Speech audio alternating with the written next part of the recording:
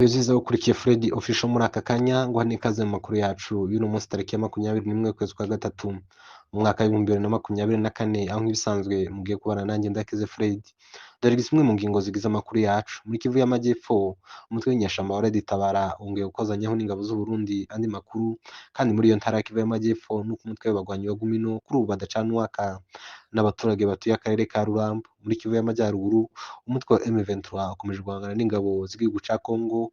Aya n'ayandi makuru niyo tugiye kubagezaho, naho njye Ndakize Fred nk'ibisanzwe. Amakuru aravuga ko Red Tabara ariyo yakozanyijeho n'ingabo z'u Burundi mu bice vyo mu kibaya ca Rusizi. Ni ku munsi w'ejo hashize kuwa gatatu tariki ya 20 ukwezi kwa gatatu muri uyu mwaka, humvikanye urusaku rw'imbunda ziremereye ndetse n'izindi nto, kuko amakuru ava muri ivyo bice abivuga. Aya makuru akaba avuga ko imirwano yabereye neza mu gace kitwa Rukobero ho muri sheferi y'Abafurero teritwari ya Uvira mu ntara ya Kivu y'Amajyepfo. Amasasu yatangiye kumvikana ahagana isaha za mu gitondo aza kugeza isaha z'igicamunsi cyo kuri uyu wa gatatu.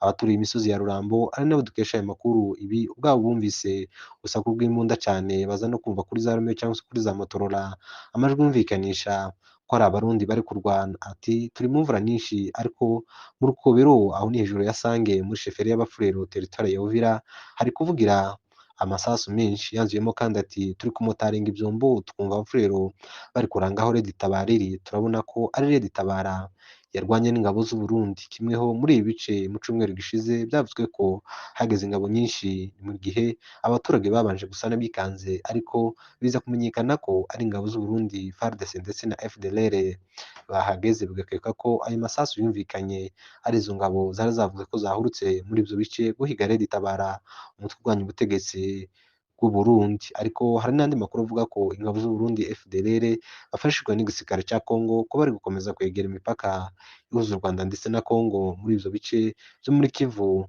y'Amajyepfo.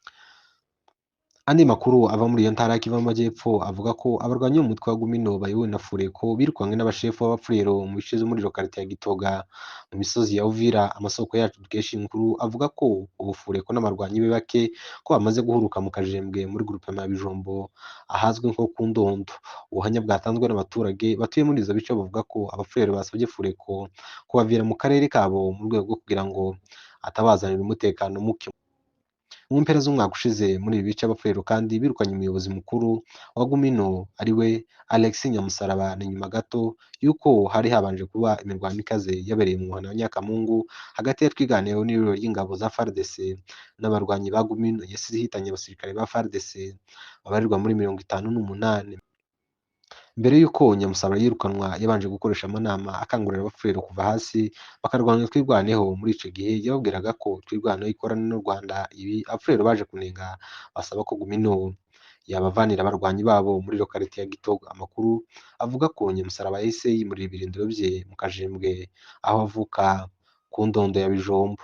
Icegera ca Nyamusaraba ariwe Fureko we ntiyabasha kwirukanwa, aguma mu Gitoga akorana bya hafi n'abarwanyi b'Abafurero, ariko bikavuga ko nawe yakomeje guhatira Abafurero kurwana na Twirwaneho, bikaba nawe bimuviriyemo kwirukanwa nk'uko n'abambere bahakuwe. Bamwe mu baturage batuye muri Rurambo babwiye ikinyamakuru ca MCN ko Abafurero bo mu Gitoga batagishaka intambara, ni mu gihe bamaze guhura nayo igihe kirekire bakaba bari kuyinubira kuri ubu ngubu. Ati Abafurero baranyazwe bakuwe mu byabo igihe kirekire kuva mu mwaka w'1996 kugeza n'ubu. Abafurero bo mu Gitoga ngo ntibashaka ubazanira intambara, barashaka kubana n'abantu bose amahoro. Tubibutse ko Gitoga ari agace kayobowe n'Abafurero, kakaba kari mu birometero bike na Nyakamungu ahatuwe n'abanyamurenge benshi.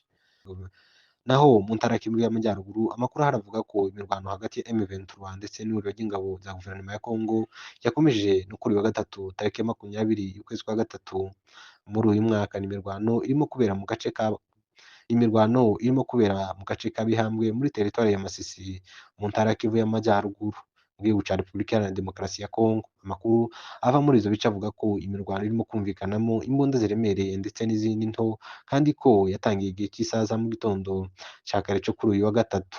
Ku mpande zihanganye ntaco biravuga kuri iyi mirwano, gusa abaturage baturiye ibyo bice barahamya ko ihuriro ry'ingabo z'ubutegetsi bwa Repubulika Iharanira Demokarasi ya Congo aribo bagavye ibitero ku ku birindiro bya M23 no mu baturage baturiye utwo duce twa Bihambwe. Bihambwe ni agace kari mu nkengero ya zone ya Masisi igeze igihe ivugamo abasirikare benshi ba FARDC n'abafatanyije kurwana n'uyu mutwe wa FARDC. Bikavuga ko muri aka gace ka zone ya Masisi ko hari ibihumbi 15 by'abasirikare ba leta ya Repubulika Iharanira Demokarasi ya Kongo, FARDC, FDLR, Wagner, Wazalendo, ingabo z'u Burundi ndetse na SADC. Imirwano ibaye mu gihe no ku munsi wo kuwa kabiri washize habaye imirwano mu nkengero za Sake isigaye M23 ishwanyaguza ibibunda bibiri byo mu bwoko bwa BM12 by'ihuriro ry'ingabo za FARDC. Hari n'amashusho yerekanwe agaragaza abasirikare benshi ba leta ya Kinshasa bakomerekeye muri ico gitero cabaye kuri uyu wa kabiri.